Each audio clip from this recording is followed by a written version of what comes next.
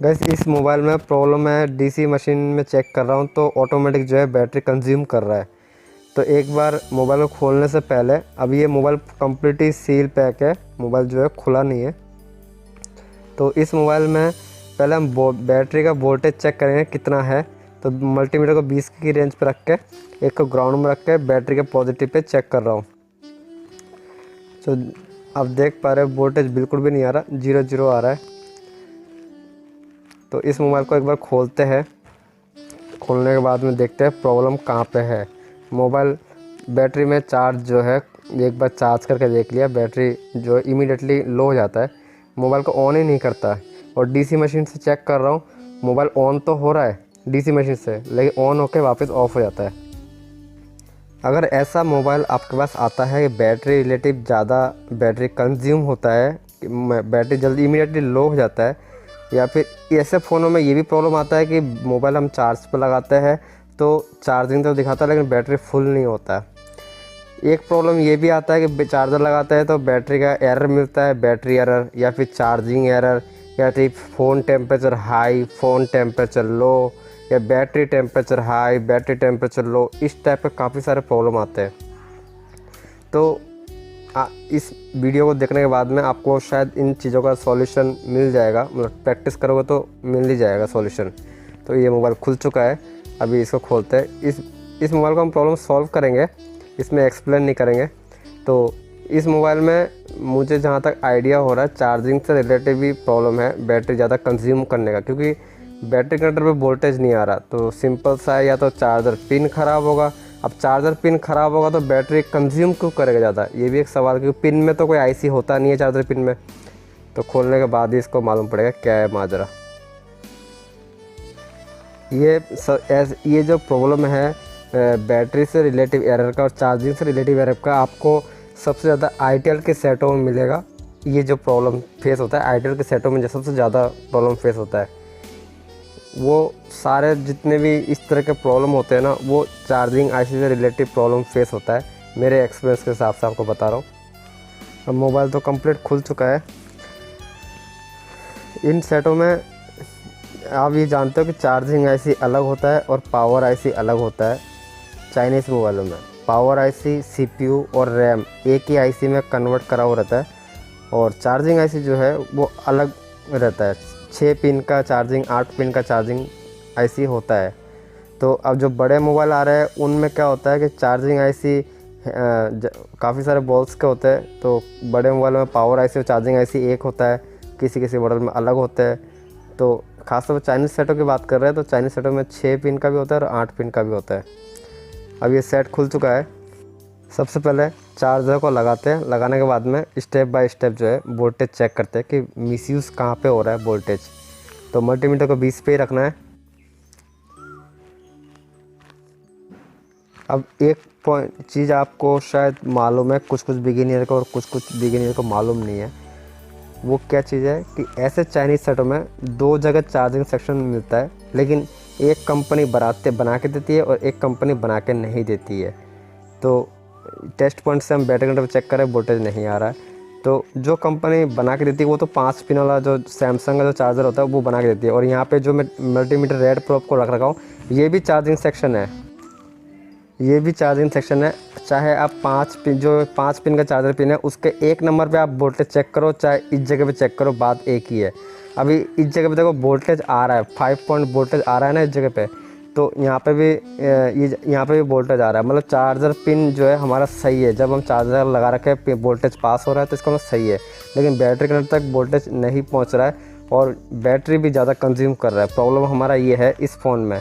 तो अब मुझे एक आइडिया है कि चार्जिंग आईसी जो होता है चाइनीज़ मोबाइलों में, या तो चार्जिंग जैक के पास में होगा या तो बैटरी कनेक्टर के आसपास होगा, ओनली फॉर चाइनीज़ सेटों में। तो मैं जैसे कि देख पा रहा हूँ बैटरी कनेक्टर के लेफ़्ट साइड में आपको एक छोटा सा आईसी दिख रहा है, जो कि एक अंदाज़न 6 पिन का या 8 पिन का है। तो उस आईसी के आसपास हम चेक करेंगे वोल्टेज जो है प्रॉपर इनपुट हो रहा है या आउटपुट हो रहा है, वो चीज़ें हम जानेंगे। एक बार चार्जर को निकाल लेता हूँ। अब हम एक बार ट्रैक चेक करते हैं कि बैटरी कनेक्टर का जो पॉजिटिव वाला पॉइंट है उसका कनेक्शन कहाँ से कहाँ जाता है। तो मल्टीमीटर को बजर के मोड पर लेके ये जो कैपेसिटर है, एक आइडिया लगा रहा हूँ इस कैपेसिटर पे तो बैटरी कनेक्टर का कनेक्शन है कि नहीं है, वो चीज़ आइडिया लगा रहा हूँ। तो आप तो देख पा रहे हो मैं एक पिन को ग्राउंड में रखा हूँ, जो कि नहीं रखना चाहिए था। मैं क्या करूँगा, वापस बैटरी कनेक्टर का पॉजिटिव वाला जो पॉइंट है वहाँ पे रखूँगा और इस कैपेसिटर में चेक करूँगा। अगर बजर के साउंड आ जाता है तो मुझे ये आइडिया हो जाएगा, जंपर मारने पे या कोई डायोड वगैरह लगाने में मुझे हेल्प मिल सके। तो यहाँ तो कुछ साउंड नहीं आ रहा, इसका मतलब बैटरी का यहाँ से कनेक्शन नहीं है। तो हो सकता है बैटरी कनेक्टर के ऊपर जो कैपेसिटर है वहाँ पे हो। गाइस अब एक बार जूम करके आपको दिखाता हूँ, अब शायद अच्छा दिख रहा होगा। एक बार हम क्या करेंगे, बैटरी में कनेक्टर चार्जिंग कनेक्टर पे दोबारा चार्जर को लगाएंगे।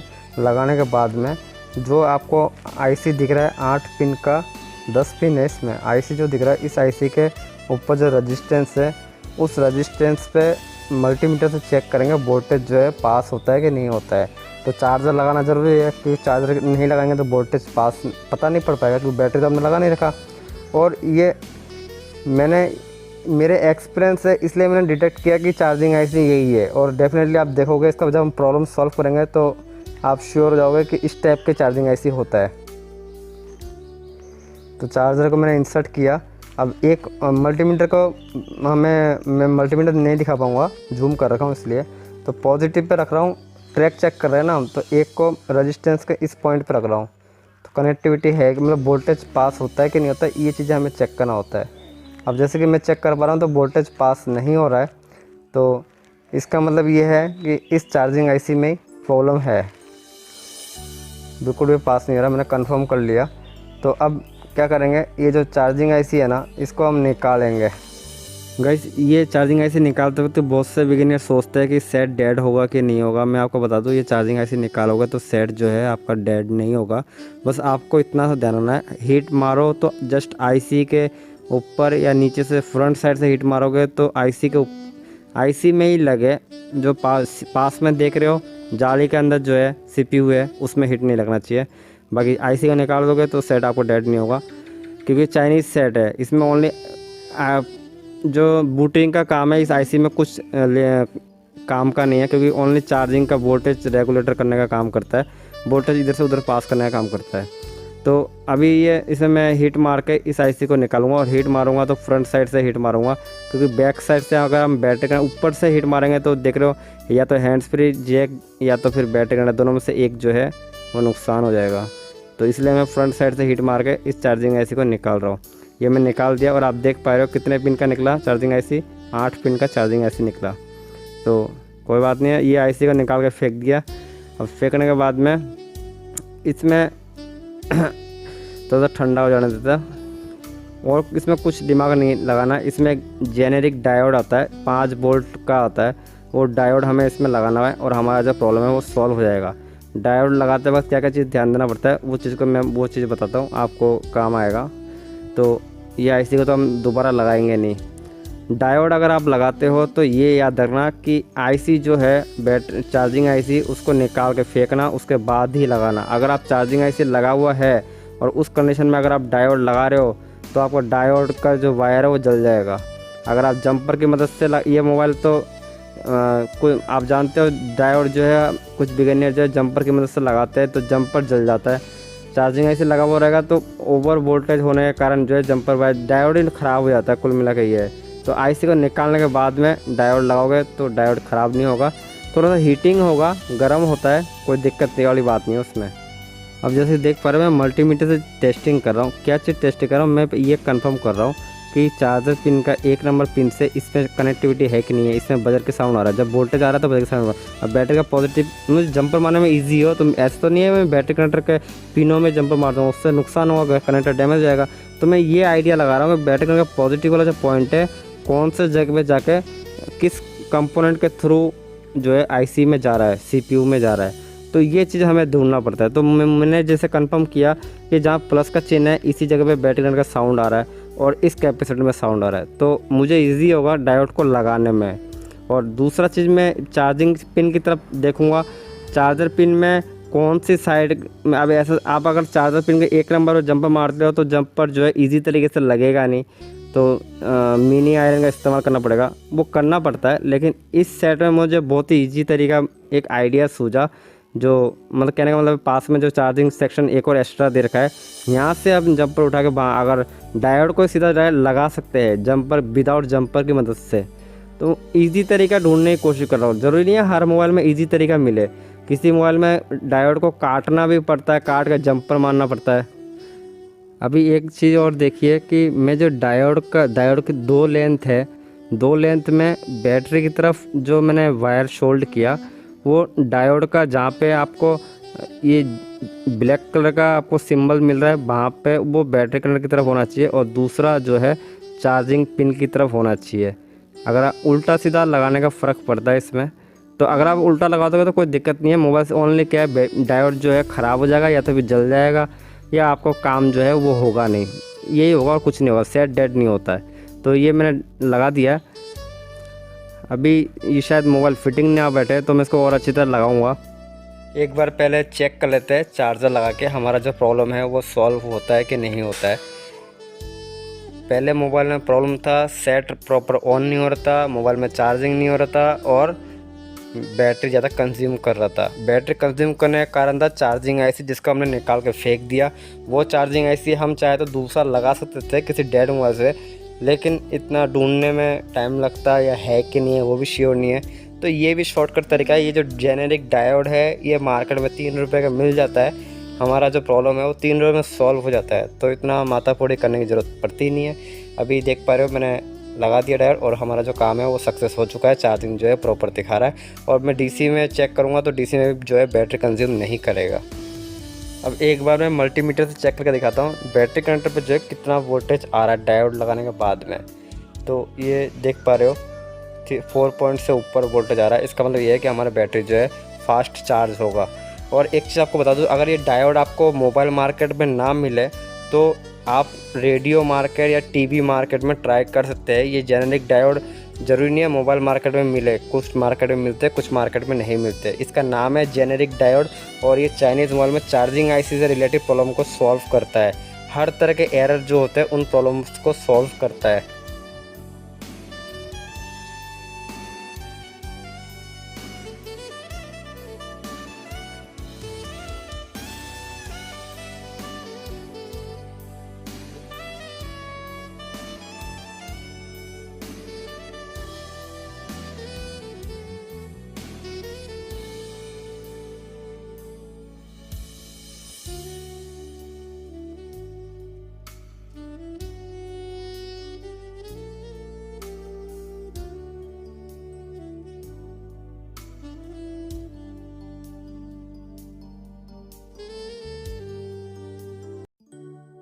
गाइस सैमसंग का स्विच जब हम रिप्लेस करते हैं तो आसपास में डिस्प्ले कनेक्टर आईसी काफ़ी सारे कंपोनेंट लगे हुए रहते हैं। तो स्विच निकालते वक्त जो है उन कंपोनेंट पे, उन कनेक्टर पे हीट लगने की ज़्यादा संभावना रहता है। तो ऐसे कनेक्टर को हम विदाउट एसएमडी मशीन के थ्रू भी निकाल सकते हैं आयरन की मदद से। तो कैसे निकालते हैं वो चीज़ मैं बताता हूँ। तो ये स्विच 2 टाइप के होते हैं, एक इस टाइप का भी स्विच होता है। तो इस टाइप का स्विच को भी निकाल सकते हो विदाउट एसएमडी के थ्रू।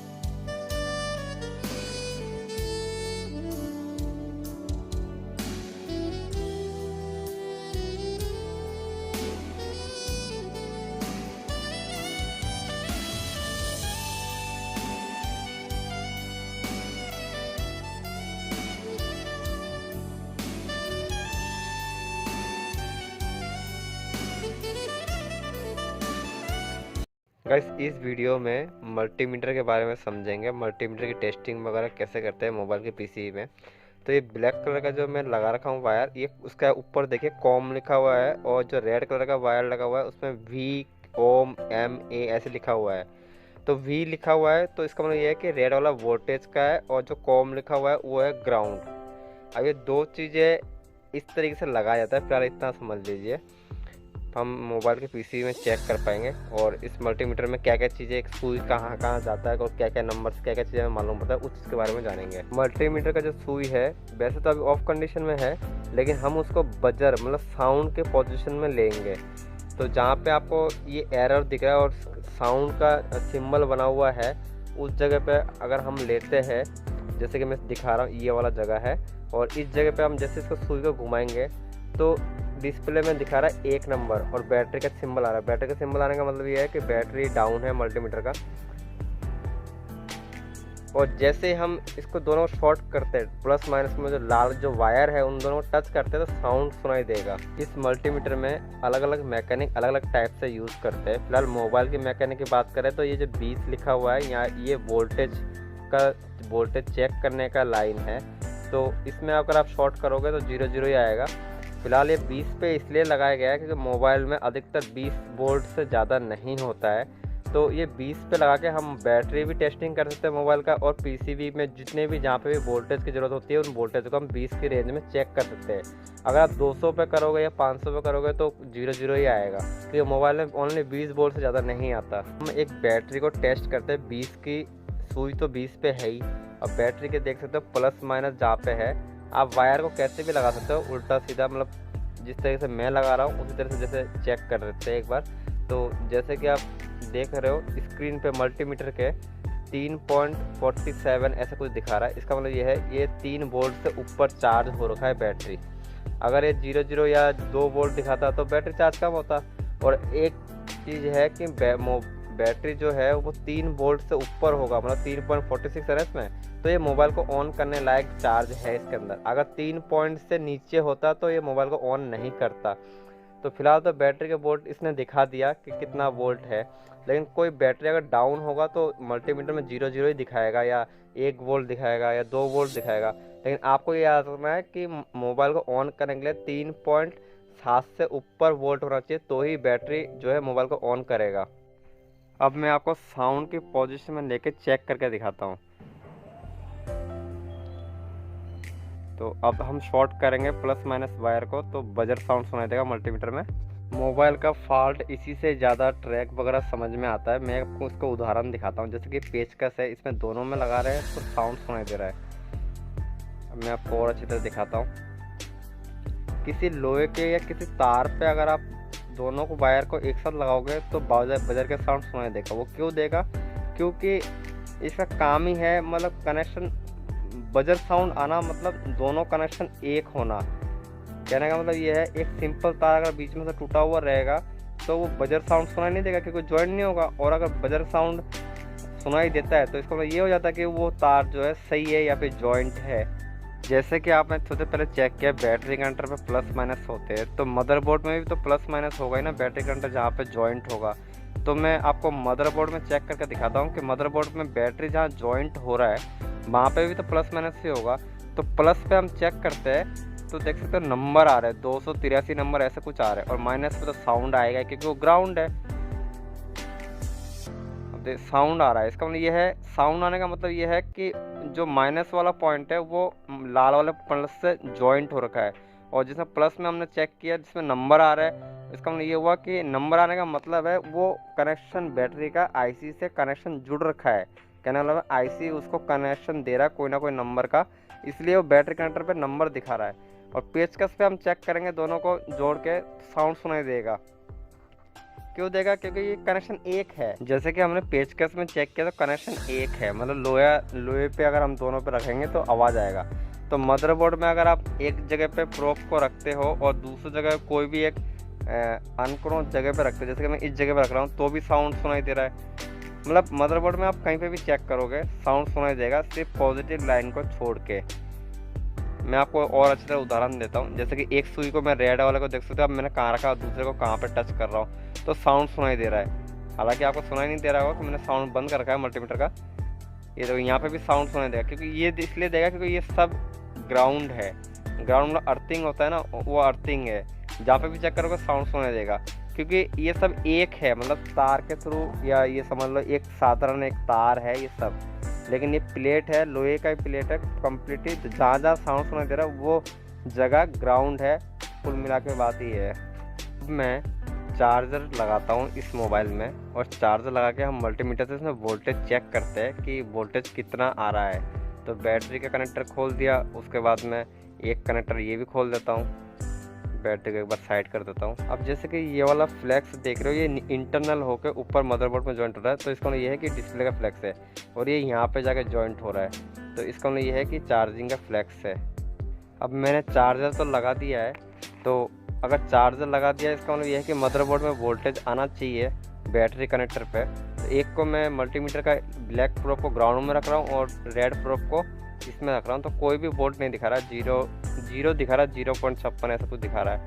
ये 48, 59, मतलब ये है कि 1 वोल्ट भी नहीं आ रहा है। क्यों नहीं आ रहा है? क्योंकि मैंने चार्जिंग का देख सकते हो फ्लैक्स खोल रखा है। तो अगर फ्लैक्स खोल रखा है तो वोल्टेज कहाँ से जाएगा?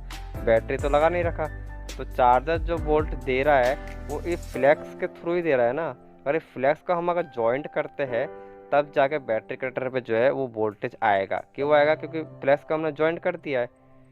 और फ्लैक्स क्या करता है, मेन बोर्ड में चार्जिंग आईसी में वोल्टेज देगा, तो charging IC battery connector voltage देगा।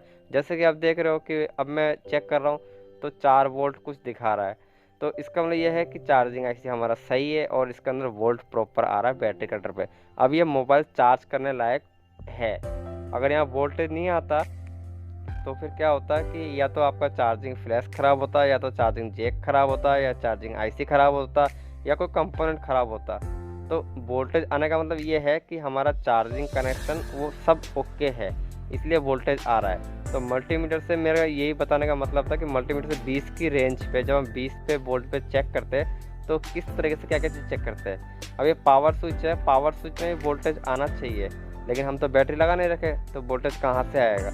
अब एक बार आप पावर स्विच के फ्लैक्स को एक बार देख लो अच्छी तरह। ये फ्लैक्स है पावर स्विच का। तो हम क्या करेंगे कि मदरबोर्ड में ओनली बैटरी लगाएंगे और पावर स्विच के फ्लैक्स को खोल देंगे, और पावर स्विच के फ्लैक्स में वोल्टेज चेक करेंगे, वोल्टेज कितना दिखाता है। तो उससे हमें ये आइडिया लग जाएगा कि पावर स्विच में अगर वोल्टेज अगर आता है तो हमारा जो मदरबोर्ड है वो सही है। जैसे कि हमने सारे फ्लैक्स को हटा दिए, मदरबोर्ड को अलग कर दिए, अब ओनली बैटरी लगा हुआ है मदरबोर्ड में। और जो हमने चेक किए थे कि पावर स्विच का फ्लैक्स कहाँ पर जॉइंट था, उस जगह पे हम चेक करते हैं वोल्टेज दिखाता कि नहीं दिखाता। जैसे कि देख पा रहे हो 1.79 के कुछ वोल्टेज दिखा रहा है जब हम 20 पे चेक कर रहे हैं। तो वोल्टेज आने का मतलब ये है कि हमारा ये मदरबोर्ड सही है। गाइस, इस वीडियो में हम जानेंगे आईसी में जब भी हम रिवॉल्व करते हैं तो अक्सर ऐसा होता है कि जो बॉल्स है वो प्रॉपर बन नहीं पाता, प्रॉपर स्टेंसिल नहीं होता है। आईसी निकालते वक्त आसपास से कंपोनेंट हिल जाते हैं। यहाँ तक आईसी को जब हम क्लीन करते हैं तो आईसी पूरा बिगड़ सा जाता है। तो वो जितने भी आपके मन में क्वेश्चन है ना, उन सब का आंसर आपको मैं इस वीडियो के माध्यम से दूंगा। तो ये जो चिमटी से मैं पकड़ रखा हूँ WTR आईसी है, स्मॉल टाइप का। उसके बाद में पेस्टेड आईसी भी है, उसके बाद में पावर आईसी भी है। तो करीब करीब इसमें यहाँ पे पावर आईसी है। ये सारे आईसियाँ में से जो सबसे ज़्यादा ब्लैक हो रखा है वो 2 आईसियाँ ख़राब है, 3 आईसियाँ ख़राब है, और जो गोल्डन कलर का शाइनिंग मार रहा है वो 3 आईसियाँ एक्यूरेट सही है। अब मैंने ख़राब क्यों बोला? क्योंकि ये तीनों आईसी आप देख पा रहे हो एकदम ब्लैक सा हो गया है। बॉस तो शाइनिंग है, लेकिन जो अंदर के जो ट्रैक होते हैं ना वो एकदम जल सा गया है, मतलब ब्लैक सा हो गया है। हमेशा याद रखना, जब भी आपको कोई फॉल्ट में आईसी निकालते हो और जब आप उसको रिबॉलिंग करते हो तो पहले ये चीज़ देख लिया करो, वो आईसी जो है ये एक हिंट है। मतलब जब आप निकालते हो आईसी को तो उस टाइम आपको ये ध्यान देना है कि उसके जो बॉल्स के साइड में जो जिस तरह से आप देख पा रहे हो इतना डार्क ब्लैक अगर होगा ना तो उस आईसी को रिवॉल्व करने का कोई फ़ायदा नहीं है। वो आईसी 80% ख़राब माना जाता है, तो मैं मेरे एक्सपीरियंस के हिसाब से बता रहा हूँ। अब एक चीज़ मैं आपको बताना चाहता हूँ, जब हम आईसी को निकालते हैं तो आपने नोटिस किया होगा कुछ बॉल्स तो आईसी में चिपका हुआ रहता है और कुछ बॉल्स ऐसे जो मदरबोर्ड में आ जाता है। कहने का मतलब प्रॉपर बॉल्स आईसी में नहीं रहता है। और कभी कभी ऐसा होता है आईसी को निकालते वक्त बॉल्स जो है आपस में चिपक जाते हैं, जिसके कारण जो है सारे बॉल्स बिगड़ जाता है। तो मैं तो आपने कई सारे वीडियो देखे होंगे, मैं उन वीडियो की बात नहीं कर रहा, मैं सिर्फ इतना सा बताना चाहता हूँ। मैं सजेस्ट यही करूँगा कि आप जब आईसी निकालते हो तो अगर बॉल्स बिगड़ता है जब तो कंप्लीटली आईसी को आयरन की मदद से क्लीन करो। अगर बॉल्स कंप्लीट नहीं बिगड़ता है, मान कर चलो कि 2-4 बॉल्स लगे हुए हैं, बाकी बॉल्स जो है वो मदरबोर्ड में लगे हुए हैं, लेकिन बॉल्स एक दूसरे से नहीं चिपका है, जिससे जो मैंने चिमटी से पकड़ रखा है इस आईसी को देखो सब बॉल्स फ्रेश है। कुछ बॉल्स जो है आईसी में लगे हुए और कुछ बॉल्स जो है मदरबोर्ड में चले गए। तो इस आईसी को ऐसे जब हम उसमें लगाते हैं स्टेंसिल में, तो इसको क्लीन मतलब कहने का मतलब है पूरे जो बचे जो फ्रेश बॉल्स बचे हुए हैं ना, उन बॉल्स को आप आयरन में क्लीन मत करो। उससे क्या होगा कि आपको जब स्टेंसिल में बिठाओगे तो आपको प्रॉब्लम नहीं होगा। और अगर क्लीन करते हो तो स्टेंसिल के होल्स से ये आईसी के बॉल्स को मिलाना पड़ता है।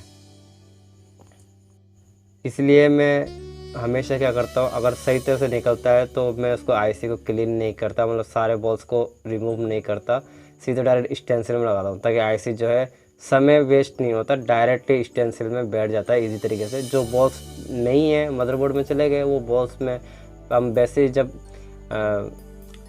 पेस्ट पीपीडी जो पेस्ट है वो हम जब रिवाइज करेंगे तो क्या होगा कि बॉल्स में तो जाएगा नहीं, बाकी जिस होल्स में बॉल्स नहीं है उसमें चला जाएगा। तो इससे हम क्या है, जहाँ पे आधा घंटा का टाइम लग रहा है आईसी रिवॉल्व करने में, वहाँ पे 10 मिनट का टाइम लगेगा। अब बात करते हैं स्टेंसिल की। जैसे कि आप ये 2 टाइप के स्टेंसिल देख रहे हो। अब ये 2 टाइप में स्टेंसिल में कहने का मतलब है, स्टेंसिल अगर लेना ही है तो कुछ थोड़ा सा पैसे ज़्यादा लगा के अच्छा स्टेंसिल लेना, हल्के फुल्के स्टेंसिल के मत पड़ना, क्योंकि एक भी रिवॉल्विंग नहीं कर पाओगे। जैसे ये वाला स्टेंसिल देख रहे हो, ये बहुत ही पतला है और पेपर की तरह लड़खड़ा रहा है। कहने का मतलब ये है, ये जो स्टेंसिल है ये ऑनलाइन मैंने परचेस किया था। मैंने इसका जो है ना वो देखना भूल गया।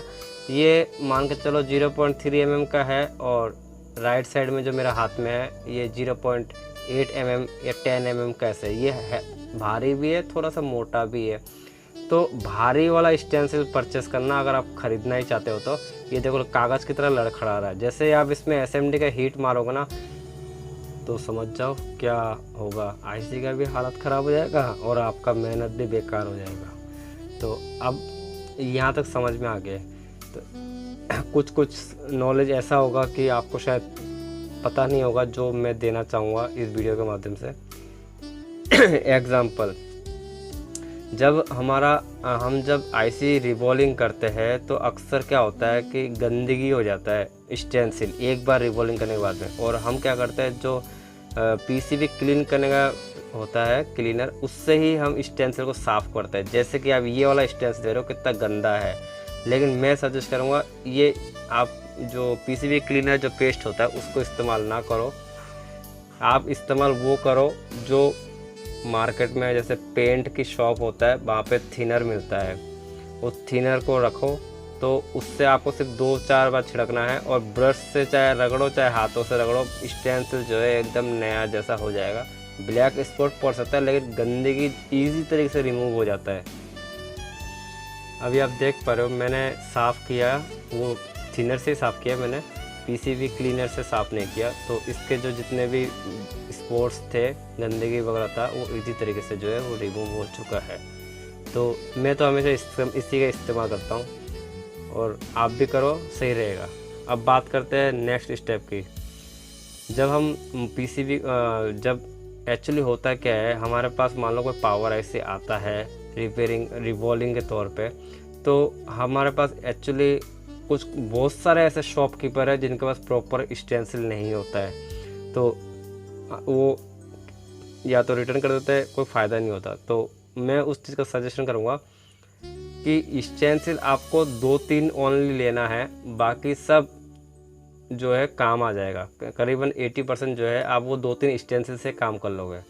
तो ओप्पो वीवो के जिस तरह के मैं ले रखा हूँ, कहने का एक CPU वगैरह के और एक EMC के 2 टाइप के स्टेंसिल ले लो, उससे भी काम कर सकते हो। ज़रूरी नहीं है कि इन्वेस्ट ज़्यादा कर लोगे सारे के सारे स्टेंसिल। अगर आपके पास अच्छा बैलेंस सही है तो ले सकते हो, अच्छी क्वालिटी का ले सकते हो। मैं जैसे कि मैं क्या करता हूँ, जब भी मेरे पास रिवॉल्विंग EMC का हो चाहे पावर IC का हो, ये 2-3 स्टेंसिल है मेरे पास, इन्हीं का इस्तेमाल करता हूँ और मेरा काम हो जाता है। अभी जो IC को मैं सेट कर रहा हूँ ना, ये IC तो स्मॉल टाइप का है और आप देख पा रहे हो स्टेंसिल के होल्स जो है वो CPU का है, लेकिन हो जाएगा काम, क्योंकि स्टेंसिल भी थोड़ा क्वालिटी वाला है और दूसरा चीज़ जो है बॉल्स से बॉल्स होल्स जो है वो मैचिंग कर रहा है, तो उससे कोई दिक्कत नहीं है। हमें तो रिवॉल्विंग करने से मतलब है। अब जब IC को लगा दिए तो ये जो मैं टेप का इस्तेमाल कर रहा हूँ, ये फर्नीचर की शॉप में आराम से मिल जाता है। इसको मास्क टेप कहते हैं और ये टेप जो है हीट मारोगे तो ये चिपका हुआ ही रहेगा।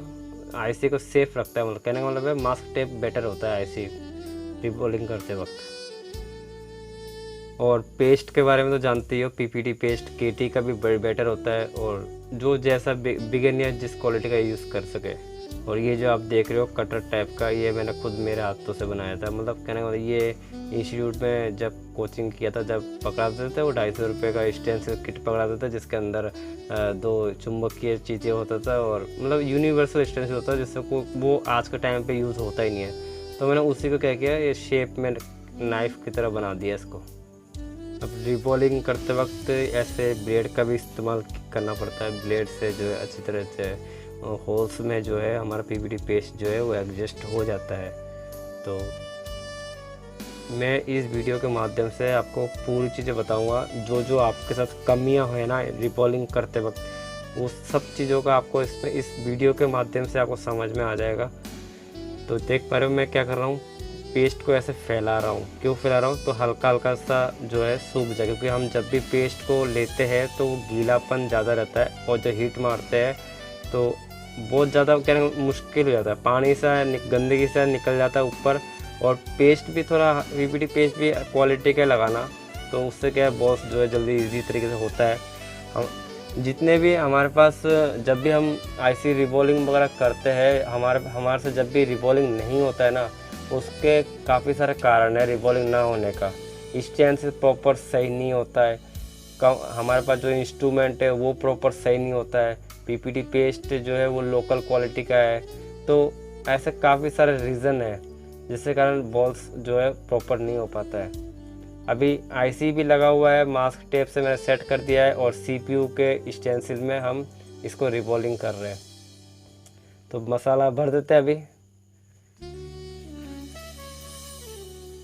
गाइस अभी जैसे देख पा रहे हो मसाला जो है मैंने कंप्लीट भर दिया है, और अब हमें क्या करना है, हीट मारना है। अब हीट मारने का पोजीशन हर किसी का अलग अलग टाइप का है, जिसको जैसा सूट करे। मैं तिरछा हीट मारता हूँ, SMD जो मशीन है उससे तिरछा हीट मारता हूँ, सीधा सीधा ऊपर से हीट नहीं मारता। तिरछा हीट मारता हूँ तो मैं बॉस दिखता भी ढंग से और जो है अच्छी तरह से होता है। एयर जो है बिल्कुल कम रखता हूँ।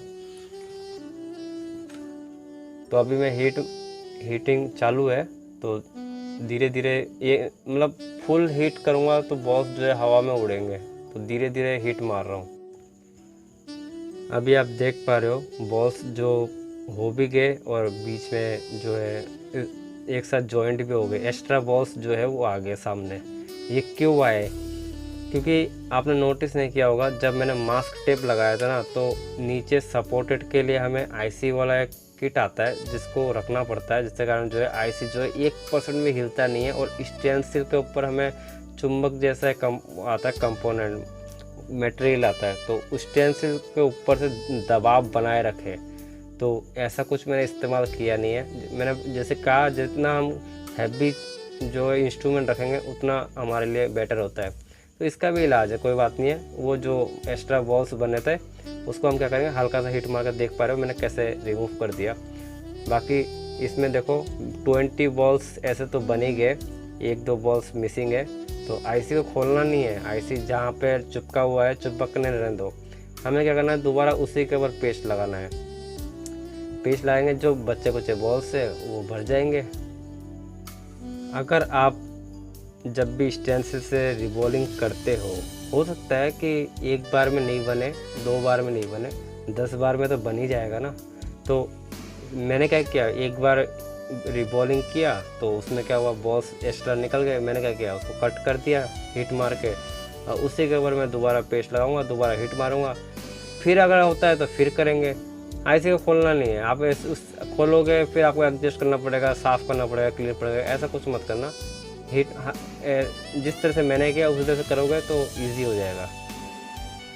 तो गाइस अभी आप देख पा रहे हो बॉल्स जो है कंप्लीट हो चुका है, और 1-2 बॉल्स तो वो होंगे क्योंकि वहाँ पे नीचे जो आईसी की बॉल्स सब जगह थोड़ा ना बने हुए थे, कुछ बॉल्स तो मिसिंग थे। कहने का मतलब है वो बॉल्स में लगेगा ही नहीं आईसी मतलब पेस्ट। तो फिलहाल रिबॉलिंग कंप्लीट हो चुका है और मैं इसको अब क्लीन करूँगा। क्लीन करते वक्त देखना बेटर से बेटर जो है रिबॉलिंग होके निकलेगा।